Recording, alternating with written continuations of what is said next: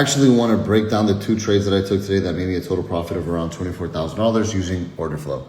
So the very first trade that I took today was off of this level here at 5,300, which if for those of you guys that use a heat map, there was a lot of resting selling liquidity at the 5,300s, which we could actually see those orders got filled here. And then we had some big buyers trying to push price here, but sellers were actually, at least passive sellers, were actually able to defend these 5,300s. After seeing this flush off the 5,300s, my thought process was very simple approaching this.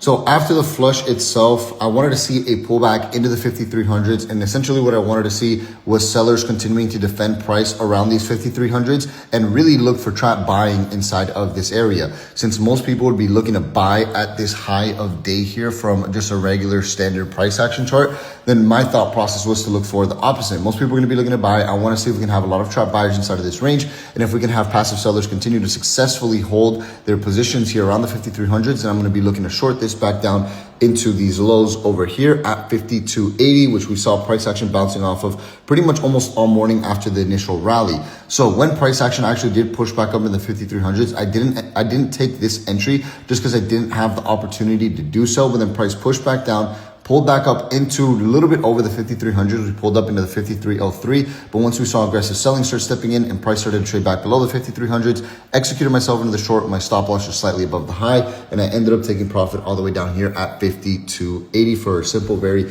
quick point A to point B trade for around a 4R multiple.